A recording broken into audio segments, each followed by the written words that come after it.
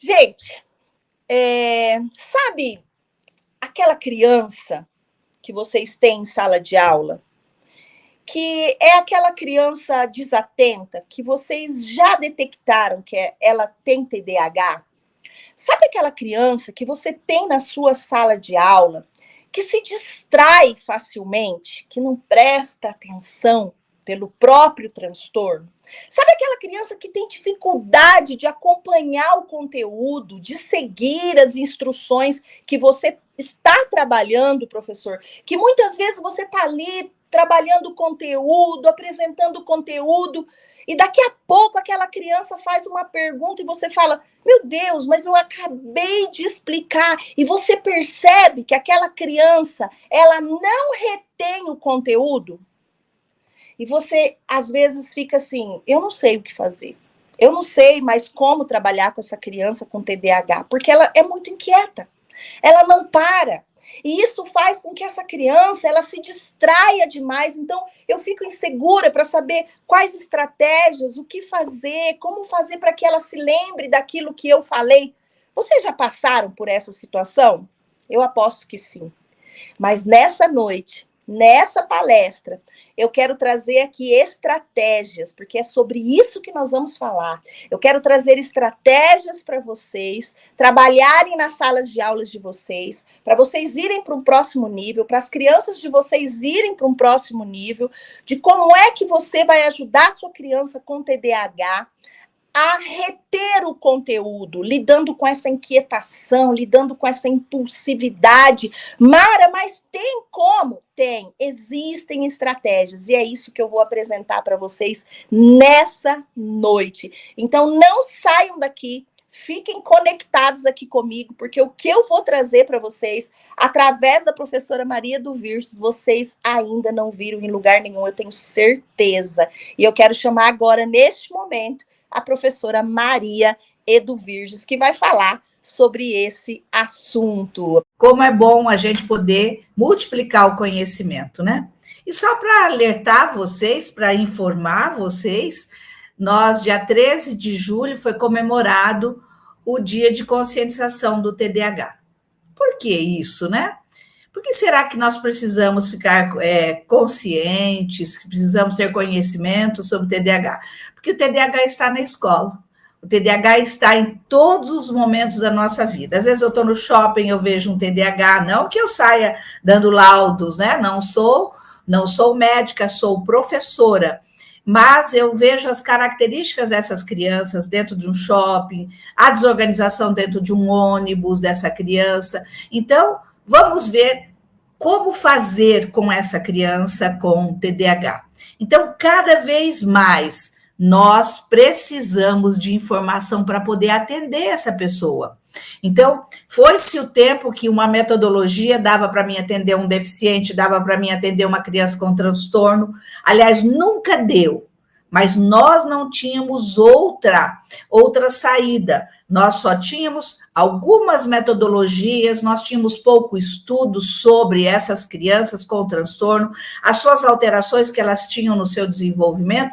Então, hoje, nós vamos realmente motivar vocês, trazer vocês para alguns detalhes do conhecimento da criança com TDAH. Em cada disciplina, nos cursos de pós, nós temos assuntos que são necessários, que são desafiadores para a gente atender essas crianças. Mas vamos lá, como que eu vou fazer para intervir com essa criança que tem TDAH? Então, conhecendo para atender. Eu uso sempre essa frase, porque eu vejo assim, é importante. Não adianta eu querer atender. Eu vou atender. Daí eu pergunto, você conhece? Eu vou fazer. Você sabe o que você vai fazer? Então, o que fazer diante de um comportamento inadequado, de uma falta de atenção da criança, uma desorganização? Então, dessa pessoa que tem o TDAH, este está sempre desmotivado, ele recebe muitas broncas. Por quê? Porque ninguém sabe como atendê-lo. Então, quantas vezes nós falamos com eles, ou profissionais que não conhecem o TDAH, que falam assim, presta atenção, Se comporte, eu avisei para se comportar, ninguém vai querer brincar com você, você não aprende nada. Isso são estímulos negativos. Todo estímulo negativo pode e vai. Não estou afirmando, pode e vai intensificar este comportamento. Por quê? Porque será que ele tem pistas de enfrentamento? Ele sabe como agir diante dessa alteração dele, desse comportamento inadequado? Será que ele está sendo inadequado porque ele quer fazer? Então, nós percebemos que a falta de conhecimento faz com que a gente estimule a criança negativamente e está intensificando aqueles que nós podemos dizer, aquelas alterações que são negativas. Então, isso é desafiador, porque muitas vezes nós só sabemos dar uma bronca. Às vezes, mas fica quieto, olha para mim. Gente, isso simplesmente é desmotivador para uma criança que tem um comportamento com características com TDAH. Então, a criança não sabe o que fazer e nós estamos sendo desafiados quando nós não temos conhecimento. Então, o conhecimento é que vai fazer a diferença na vida desta criança e no seu trabalho educacional. Quando nós sabemos que essa criança tem uma desatenção, quando nós sabemos que essa criança é impulsiva, quando nós sabemos que essa criança é desorganizada, não porque ela quer, é porque o seu cérebro, o seu ser nasceu assim. E nós vamos ter que entender para poder atender, ok? Então, vamos lá.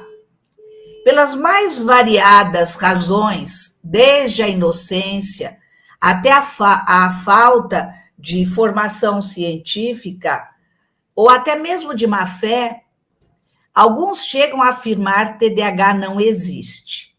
Outros chegam a dizer para a gente é uma invenção médica ou da indústria farmacêutica para ter lucros com o tratamento. Então, olha bem, quem já não ouviu isso? Quem já não ouviu essas informações? Então, essa inocência simplesmente não existe. Isso é falta de formação científica. Se a ciência nos orienta como essa criança tem que ser atendida, por que nós não vamos atrás do conhecimento? Por que nós teimamos em usar as nossas velhas metodologias para atender essa criança? Então, às vezes, essa criança se apresenta como falta de autocontrole, desatenção. Muitas vezes, a falta de autocontrole, desatenção, acaba prejudicando essa criança nas suas situações do dia a dia. E isso tem um impacto muito grande no comportamento dele e, consequentemente, no ato de aprender. Porque para aprender, eu preciso do quê? Eu preciso de prestar atenção, eu preciso de iniciar algo e terminar algo, né? Qualquer atividade eu tenho início, meio e fim. Até para escovar os dentes, até para pentear meu cabelo, colocar uma roupa. Imagine na sala de aula, onde eu tenho que pegar o meu caderno, pegar o meu livro, pegar os lápis, pegar a minha borracha, olhar para o professor, sentar, ajustar o meu corpo numa carteira. Tudo isso requer de organização. Tudo isso requer o quê? Atenção. Então, todos os dias nós percebemos que cada vez mais nós estamos vendo crianças desatentas, crianças com comportamentos alterados, crianças desorganizadas, que não conseguem se controlar. E com isso, o ato de aprender, que requer muitos desafios, é deixado de lado. Por quê que nós não aprendemos? Por que nós temos dificuldade, nós como profissionais, temos dificuldade de ver aquelas crianças que são diferentes? E neste momento nós estamos falando de uma criança com TDAH. Então, os sintomas do TDAH pode estar presente desde muito cedo. Então, um dia perguntaram para mim, professora, quando que um médico pode fechar um laudo de uma criança TDAH?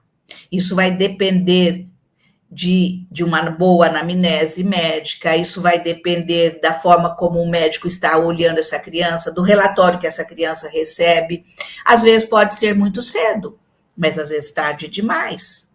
Então, a gente vê que desde cedo a gente observa uma criança muito agitada. Aquela criança que a mãe põe uma meinha, de repente essa meia não está mais no pé, de repente ela morde as mãos, de repente ela gira rolando na cama e gira e rola mais vezes, é uma agitação constante, choros frequentes desde bebê. Chora de manhã, chora à tarde, chora à noite, porque o choro é uma comunicação. Quando uma criança chora de bebê, é porque ele quer dizer algo. Eu estou com fome, minha fralda está molhada, estou desconfortável. O choro tem uma comunicação. E a nossa criança, que possivelmente possa ser um TDAH, ela tem o choro frequente porque ela se sente incomodada com todas as coisas. Ela capta todos os barulhos na cabecinha dela, as roupas são desconfortáveis, aquilo que ela come, muitas vezes a deixa agitada, então ela tem dificuldade de esperar a sua vez, esperar a mãe terminar de trocar a fralda para poder dar a mamadeira, ela tem dificuldade de permanecer sentada para ouvir uma história. Então, desde muito cedo, a gente percebe, meu filho é diferente. A criança que está no CMEI é diferente.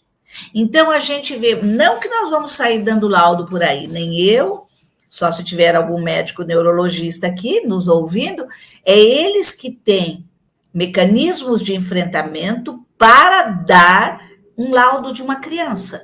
Mas nós levantamos hipóteses. Nós vemos um comportamento alterado, uma agitação constante, uma dificuldade de ficar sentada, um banho que não termina, um caderno que está sempre rasgado. São detalhes para a gente perceber essa criança.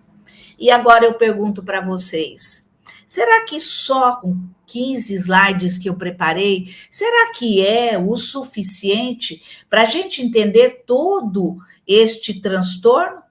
Para a gente entender todas as questões de hiperatividade, para a gente entender as metodologias adequadas, para a gente conhecer um pouquinho sobre a integração sensorial que nós vamos discutir hoje, será que só isso é necessário? Então, eu convido vocês. Eu convido vocês para fazerem um mergulho no conhecimento. Porque o que faz a diferença de um professor e de outro professor que atende uma criança TDAH? Está naquilo que ele tem, na ciência que ele tem, na forma metodológica que ele utiliza de forma assertiva para atender os seus alunos com TDAH. Essa é a diferença. Eu sempre me preocupo em convidá-los, em fazer vocês verem a importância dos nossos cursos de pós. Então, quais as ferramentas de enfrentamento para atender uma criança com TDAH? Quais serão as ferramentas de enfrentamento? Então, observem bem. O comportamento inquieto desta criança, ou desatento dessas nossas crianças, produz nela um desconforto. Vocês sabiam disso? Que produz nessa criança um desconforto em todas as dimensões da vida dessa criança. Quantas vezes eu já vi crianças apertando a mão, apertando o corpo dela, porque ela não sabe o que está acontecendo.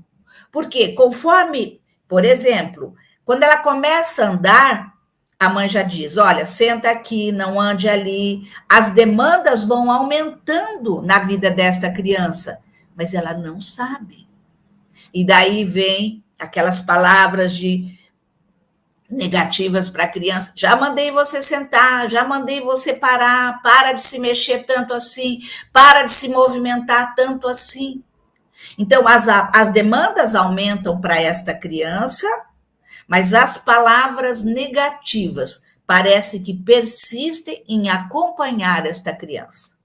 E com isso, nós estamos potencializando o quê? As suas alterações.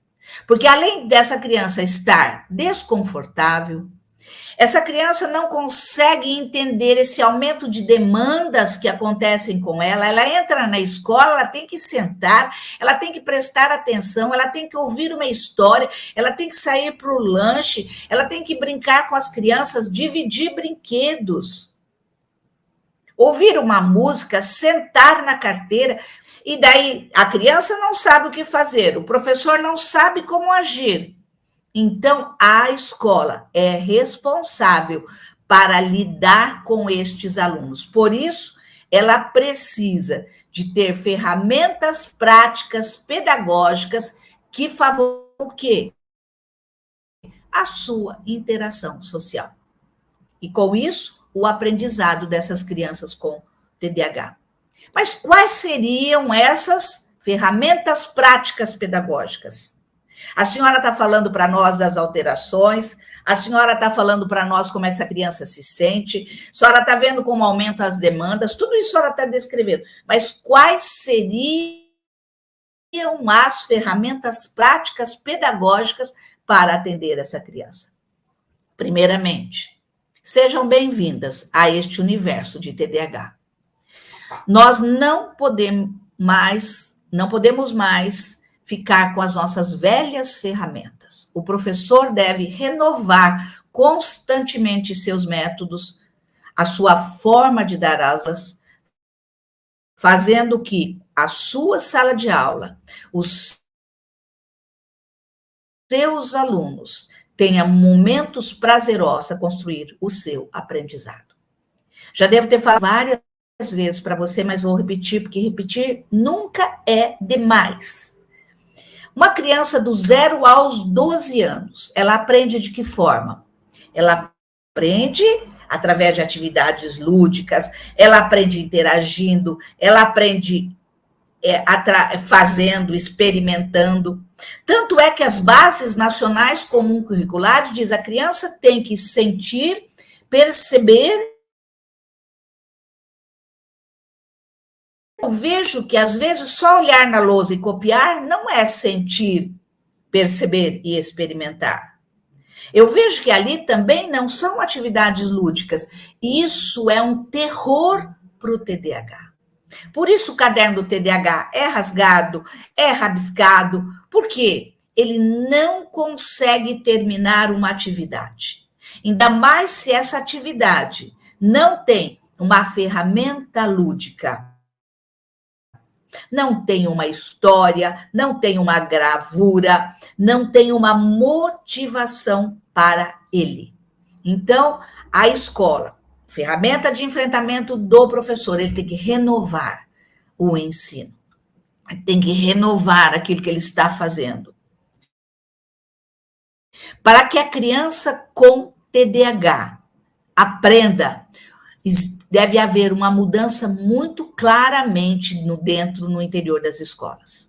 Eu sonho ainda com escolas renovadas. Eu sonho com professores que buscam cada vez conhecimento para atender essa diversidade.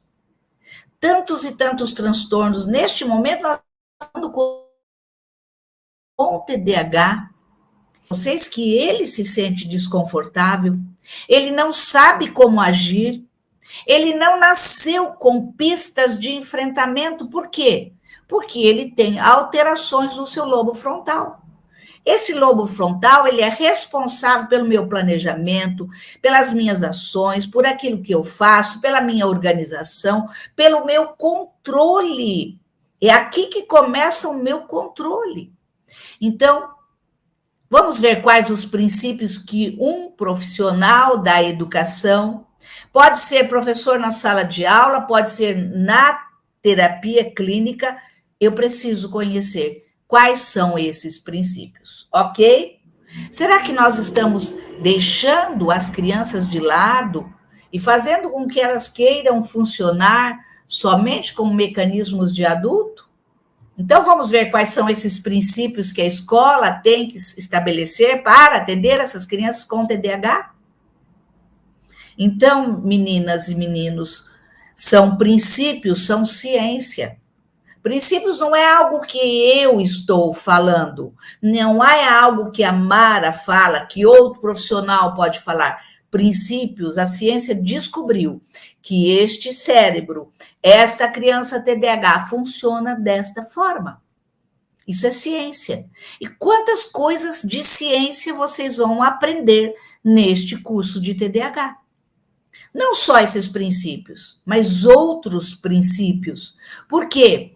Quando a ciência descobre algo, é como ela desce para nós. Olha, eu estou dando uma bola de cristal para vocês, para que vocês possam atuar nas escolas, para que vocês possam melhorar a vida dessas crianças.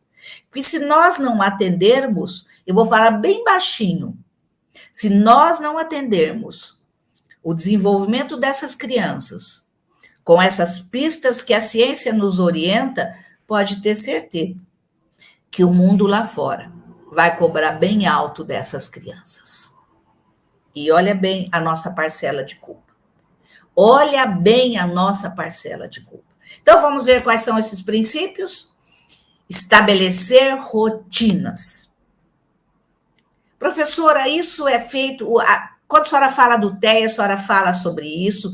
Quando a senhora fala do TOD, sim, todos os transtornos, até eu, que sou uma pessoa típica, eu preciso dessa rotina. A rotina nada mais é que uma organização, que uma estrutura básica, para que eu possa ter segurança, para que eu possa saber o que eu vou fazer.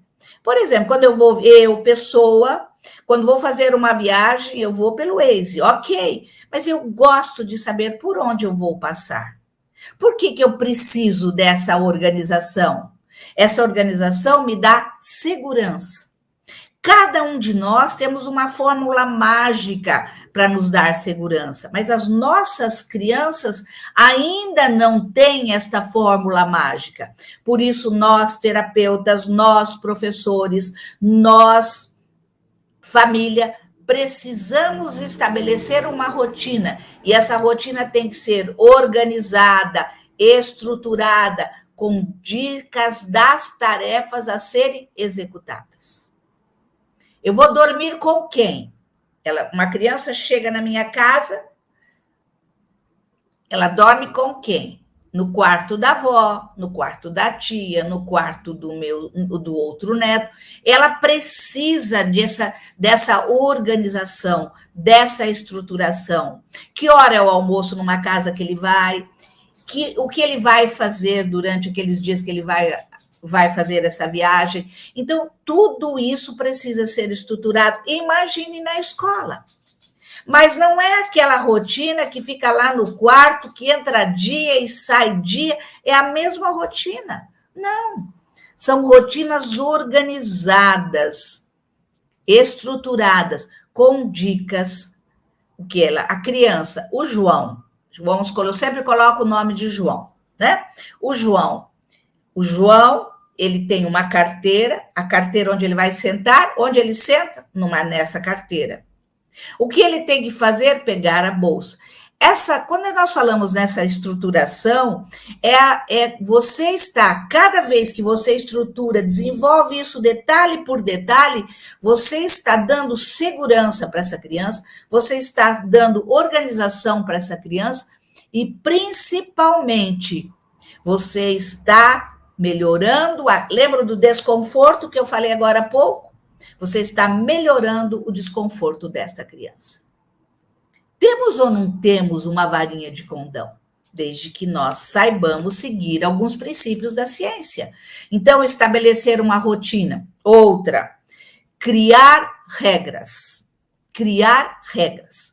Ontem eu estava dando uma aula e eu falei para os professores, a regra é importantíssima. Mas por que a regra é importantíssima? Porque a regra é uma definição do que vai ser feito.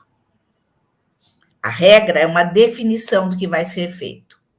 Para falar com a professora, ele tem que levantar a mão. Ele levanta a mão, mas só por isso, para ele ser obediente, não é uma regra. É necessário para que ele possa. Nós não vivemos sozinhos. Nós vivemos em grupo. Por isso que um professor tem que ensinar essa criança as regras, criando regras. Para uma brincadeira tem regras, sentar numa mesa tem regras, ir ao banheiro tem regras. Por que é higiene? Eu tenho que entrar, tenho que fazer o xixi, dar descarga, lavar as mãos, guardar a toalha, ver se fechei a torneira direito. Então, tudo isso são regras da vida e necessárias. Um TDAH, gente, se nós não ensinarmos esse passo a passo da rotina, das regras, ele deixa a toalha fora do lugar, ele deixa a pasta de dente destampado, ele derruba os pratos. Estão vendo quantos detalhes nós vemos essa criança desorganizada, desconfortável? Então, só esses dois princípios já nos orientam uma série de fatores. Então, estabeleça rotinas, crie regras, estabeleça uma comunicação entre a escola e família. A gente precisa tomar muito cuidado como escola, porque eu fui por muitos e muitos anos escola. Por muitos e muitos anos eu conversei com os pais. E eu sempre disse, não faça na porta da sua sala de aula, na saída da sua escola. Olha, seu filho não se comportou. Olha, e assim você vai dando os recados daquilo que ele não fez. Isso não é comunicação. Isso é simplesmente queixa. Se você faz isso, mude. Porque isso é queixa. Você já pensou, eu vou lá receber meu neto, hoje ele não obedeceu, hoje ele bateu no fulano, hoje ele derramou a água no caderno do amigo, hoje ele... Gente, peraí, nós estamos fazendo da relação escola-família uma queixa? As queixas, fale do potencial, que maravilha, ele conseguiu sentar hoje durante 2 minutos na carteira, nem que seja 1 minuto. Mas fale o que é positivo e não fale na porta da sala de aula, na saída da sala de aula. Converse com esses pais, retire esses pais, deixe esses pais confortáveis, fale para ele das possibilidades do seu filho, daquilo que ele foi capaz de fazer, daquilo que ele foi capaz de realizar. Isso é comunicação. Por quê? Daí eu posso dizer, pai, olha que maravilha. Todas as vezes que eu agradeço quando ele faz algo, ele fica feliz e ele faz. Todas as vezes que eu elogio, vocês não têm ideia o quanto é importante para o TDAH, que é desconfortável, que é alterado, um elogio. Um padrão nosso, do profissional, da família. Que maravilha. Você, neste momento, você não consegue, mas daqui a pouco você vai conseguir. Estou com você. Estou em todos os momentos com você. Parece que essa linguagem não está mais existindo na escola e na família. O estabelecimento dessas orientações.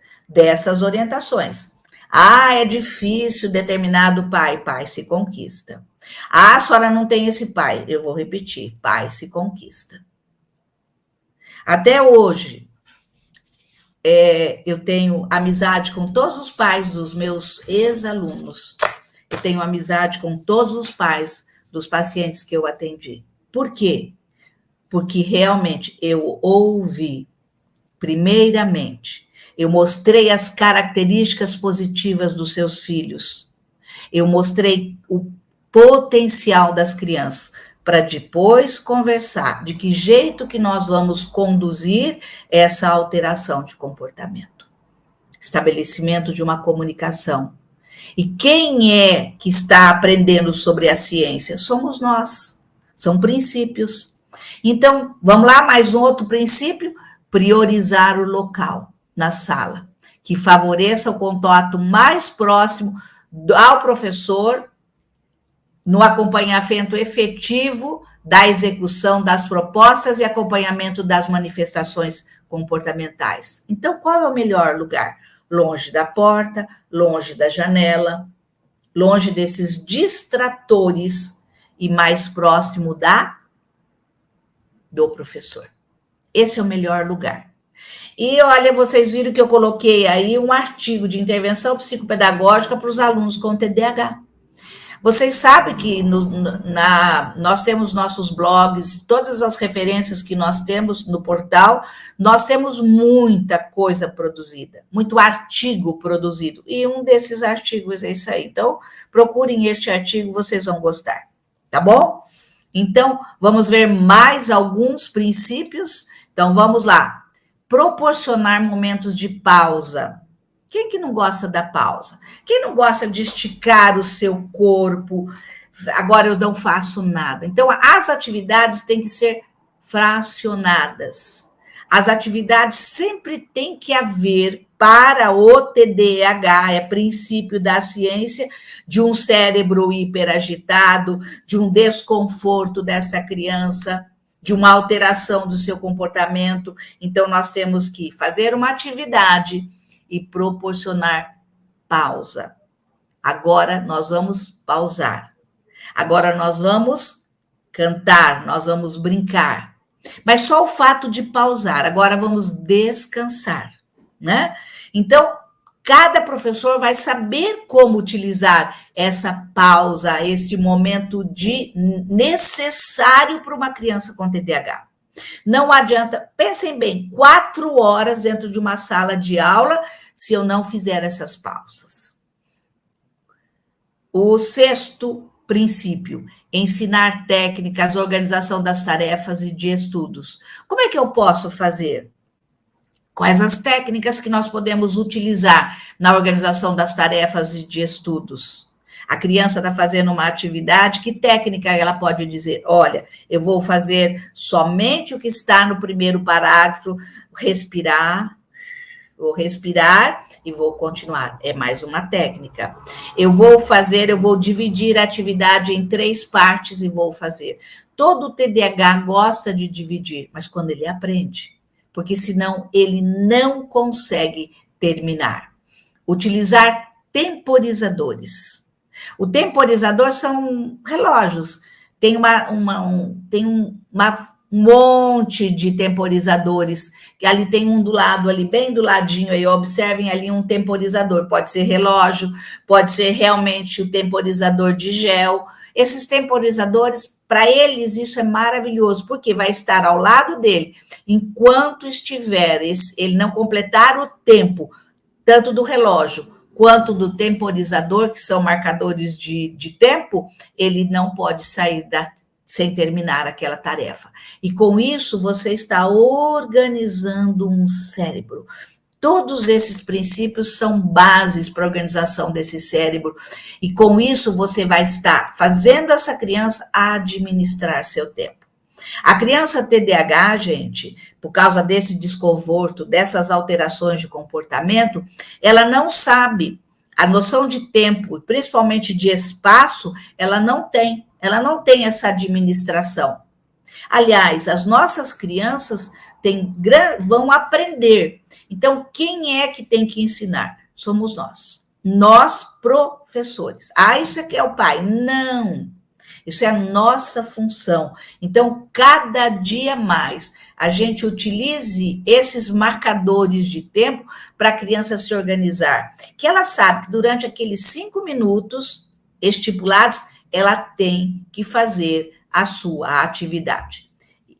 Qual outro princípio? Informar de forma clara, com clareza, todas as regras, instruções breves, objetivas, frente às solicitações do que eu quero que termine, do que eu quero que ela faça. Então, cada vez mais, gente, nós temos que orientar esta criança. Professora, mas a senhora não conhece o meu TDAH. Conheço muitos TDAHs.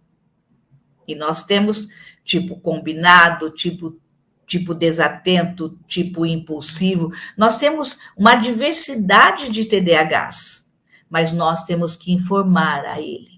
Eles não sabem como conduzir. Eles vão aprender? Sim. Esses princípios que eu estou norteadores são princípios que nós profissionais, que nós terapeutas precisamos ter para quê? Para que essa criança funcione. Quantos detalhes, né? Quantos detalhes. Então, aqui mais algumas pistas de enfrentamento que você pode utilizar na escola. E vocês terão muito mais. Como eu disse, já falei várias vezes dessa imersão, então eu convido vocês a fazerem essa imersão, né? Então, vamos lá. Quantos detalhes? Embora as pessoas com TDAH muitas vezes persigam novidades, mas elas se irritam com a rotina. Mas vamos mostrar uma rotina muito mais lúdica, uma rotina mais gostosa de ser feita. Faça em casa, ensine os pais a fazer isso, porque a nossa criança precisa desses incentivos para poder fazer. Então, vale a pena desenvolver uma rotina diária, e rotina não é uma rotina que todos os dias você faz a mesma coisa. Todos os dias você faz combinados com ela. Você pode descobrir que, em vez de correr para terminar no último minuto, você tem tempo de sobra e se orgulha do que ele fez. Por causa do quê? Por causa da rotina. Porque o TDAH, ele procrastina todas as coisas. Ele vai deixando para depois, ele vai enrolando, vai, como dizia minha mãe, encebando isso daí, e ele vai deixando para depois. Então, um quadro de incentivos, o que eu preciso fazer. E com isso ele fica muito feliz quando ele consegue. Vocês não têm ideia do quanto que isso é desafiador, mas o quanto que é gratificante quando ele sabe que ele conseguiu fazer. Então, a rotina escolar com pausas regulares. Nós já falamos sobre esse princípio. Então, por que nós precisamos dessa rotina com pausas regulares? Porque o processo de aprendizagem é algo natural, que requer de uma complexa atividade mental. Por quê? Olha bem, envolve, quando eu estou aprendendo, quando eu estou realizando uma atividade, eu estou envolvendo o meu pensamento, eu estou envolvendo a forma como eu percebo aquela atividade, a forma como eu me relaciono, as minhas emoções. Ah, eu não vou fazer. A professora mandou eu fazer, eu não quero fazer. As minhas emoções. E a memória nossa precisa ser conduzida, porque muitas vezes aquilo que a criança tem de memória de trabalho são somente de coisas negativas. E a parte motora?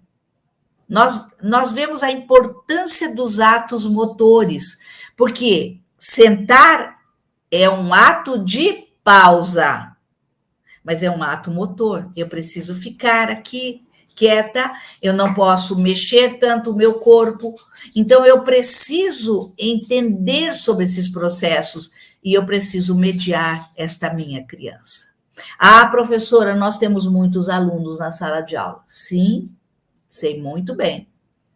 Caminho nas escolas, vejo o número de alunos, mas nós temos que cada criança dessa que tem TDAH precisa de um professor motivado, precisa de pais assertivos, para que essa criança, nós não vamos curar o TDAH, mas nós vamos melhorar a sua capacidade de aprendizagem. Rotina com pausas regulares. Reforçar positivamente atitudes acertadas do aluno. Quem que não gosta? Vamos lá, você consegue. Parabéns, bom trabalho, que maravilha! Quem não gosta? Vocês não têm ideia o quanto que o reforço positivo é fundamental para uma criança com TDAH. Então, olha o que eu escrevi naquela primeira frase ali. O comportamento da criança com TDAH é desigual, imprevisível, não reativo às intervenções normais.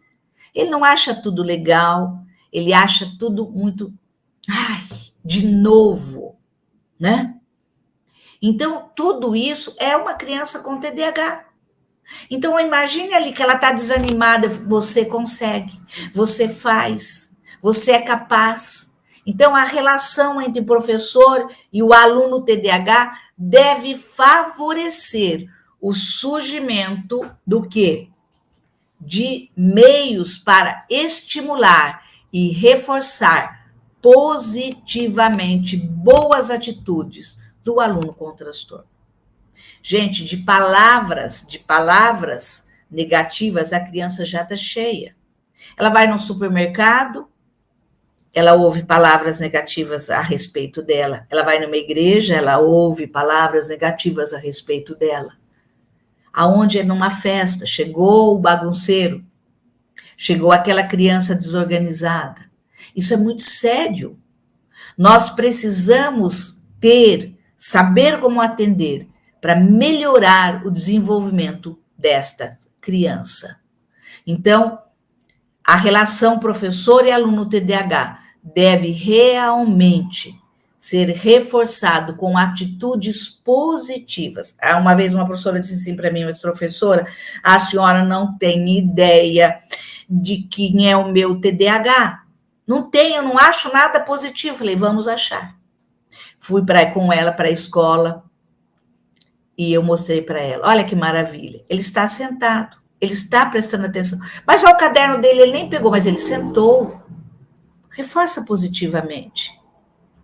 Ele toda hora está perguntando para a professora o que é, ele quer saber de tudo. Responda.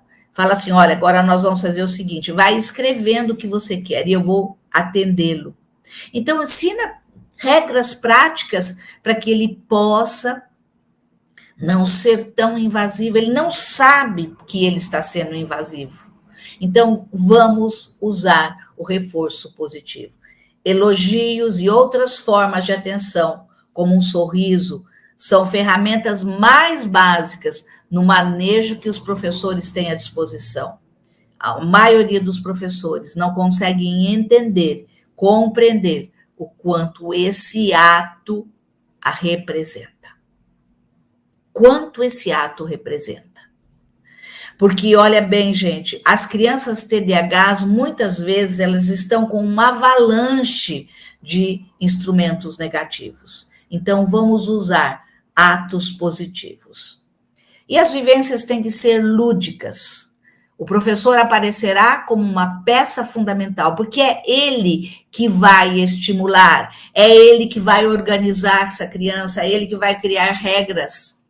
E com isso, quando eu estabeleço esses princípios da ciência, eu estou provocando situações que exijam da criança concentração, organização. Estou provocando. Mas por quê?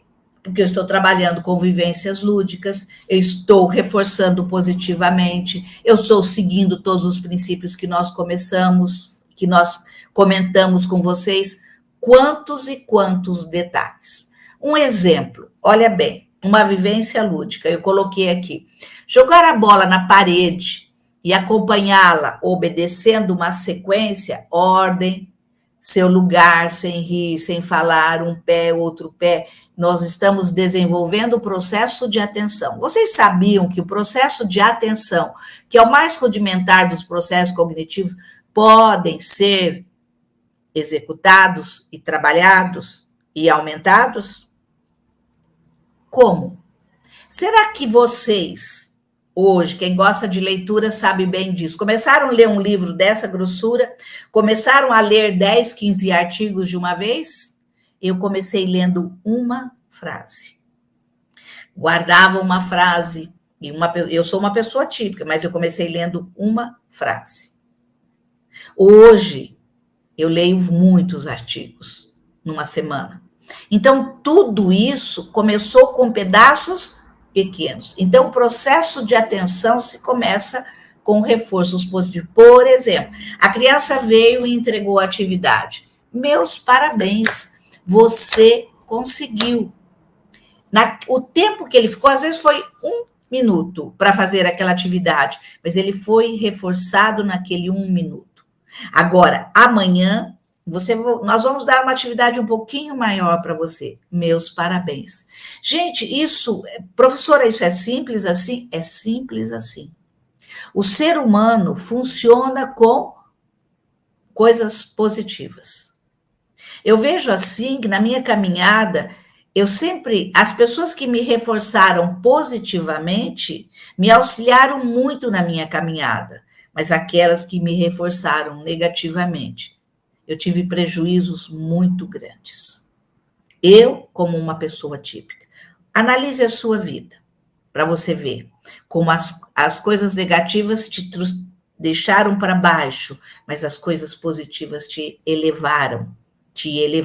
Nós estamos diante de um TDAH, tá bom? Então, vamos ver mais detalhe, mais alguns princípios.